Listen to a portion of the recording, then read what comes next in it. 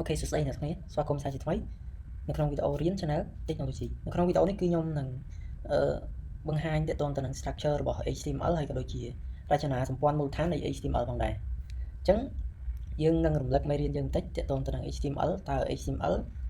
មកពីពាក្យពេញអីគេហើយគេប្រើប្រាស់វាដើម្បីអ្វីអញ្ចឹង HTML គឺជាអក្សរកាត់ដែលមកពីពាក្យពេញថា Hypertext Markup Language វាជាភាសាមួយដែលគេប្រើសម្រាប់បង្កើតនៅ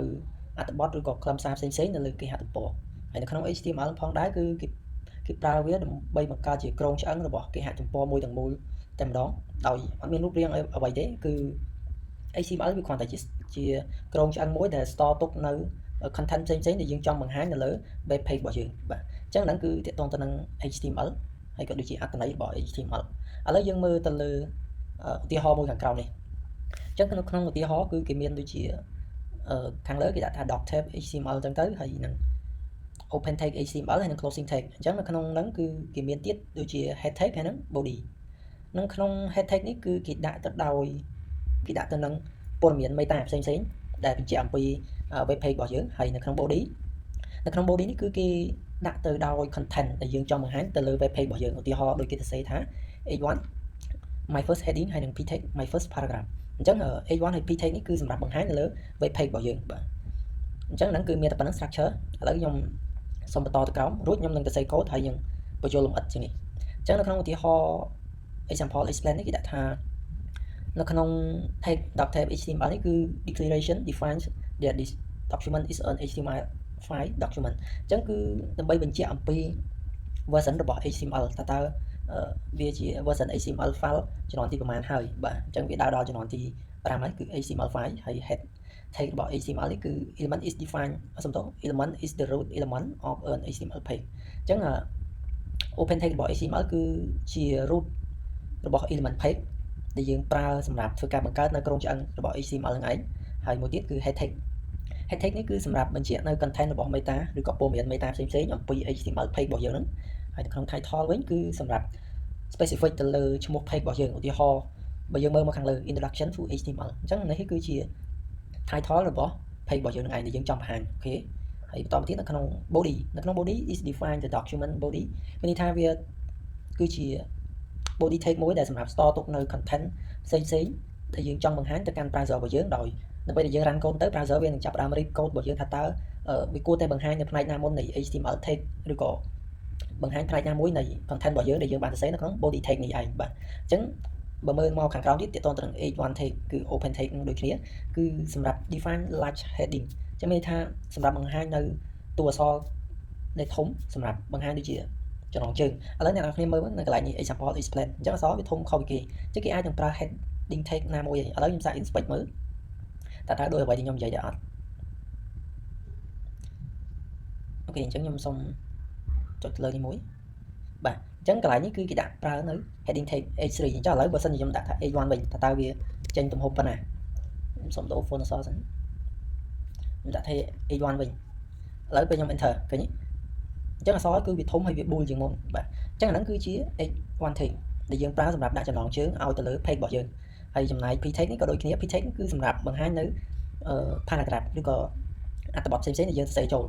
វាដូចជាតែងសេចក្តីយើងមានដើមមានតួមានបញ្ចប់ហើយនឹងមាន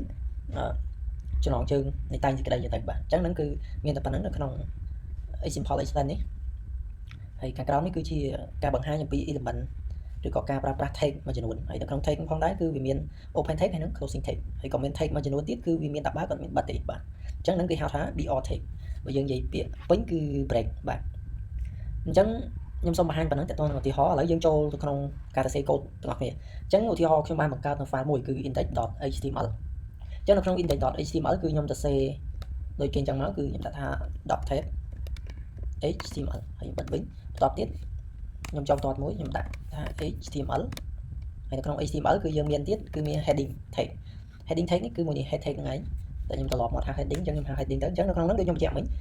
title គឺសម្រាប់ដាក់ឈ្មោះចំណងជើង page របស់យើងអញ្ចឹងខ្ញុំសូមដាក់ថា title tag មួយហើយខ្ញុំដាក់ថា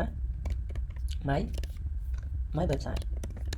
គេបែបនេះអញ្ចឹងបើសិនជាខ្ញុំ run code ហ្នឹងថាតើវាចេញបែបម៉េចអញ្ចឹងខ្ញុំមកស្ដាំលើ code file code របស់យើងហើយខ្ញុំ select យកពាក្យថា open with live server chẳng khơi nhỉ nhưng mơ mò khẳng lớn cứ nhầm đã thá máy website ở lấy với nhóm đô mình nhầm đã thá máy homepage chẳng nó không máy homepage cái lại thay thôi bởi dưỡng viên đừng thôi cả đô dân đội kia và lấy dân to mà tiền tẹt tuôn tân nắng body bình đòn chắc nó không body cứ chia cái lại để giờ trời bằng hai nơi content rồi có nay nam mối từ chiều video rồi phim xa dòng lên rồi có anh xem cứ dân ta thấy nó không body thay này từng chắc lấy dân ta sẽ đặt body hãy toàn tiết nó không nó nhầm đã thả cái đoàn mũi thì đã thả welcome to my homepage yes bạn ấy hãy toàn tiết nhầm đã ok lấy xong mời là lời cô dưỡng nhầm refresh mũi khi thằng cô nó run màu ấy cứ những ai khơi nhảy thà output bảo viết cứ trên thá với khám thú my homepage hay bây giờ inspect mới cứ khơi thà nó không nói giống ra A1 ở lấy bờ sân chỉ nhom đô từ A2 mình nên có A3 cho sao chẳng nó không ní có về đô dừng đấy cái video tôi chỉ A3 hay những tách bỏ dưới cứ việc tu chỉ muốn chẳng nhưng xong đô từ A1 mình bây nhom đô từ A1 hello welcome to my homepage cứ việc đô riêng tới chỉ thông chỉ muốn chẳng nó không thì họ dừng mấy dùng mình tag một tiền thấy cứ nhom đặt this is a paragraph introduction myself ok chẳng là bây giờ nhom đặt phần là web page bỏ dưới viên nằm vào hai màu đôi khi đôi giờ quay đi dân từ xây chẳng và chẳng này cứ chia structure đồng 4 rồi bỏ HTML là dân từ riêng hay bị admin của bạn thế để nó không head tag này cứ sầm rạp đặt nơi pol miền meta xem để tôn từ page bỏ dưới hay nó không body này vẫn cứ sầm rạp dương bị pol này bị web page bỏ dương trong hai bị ấy dân đặt nâng tới cứ dân từ xây nó không body tag này và lấy trong xong vào 20 tiết để tôn từ A2 như tới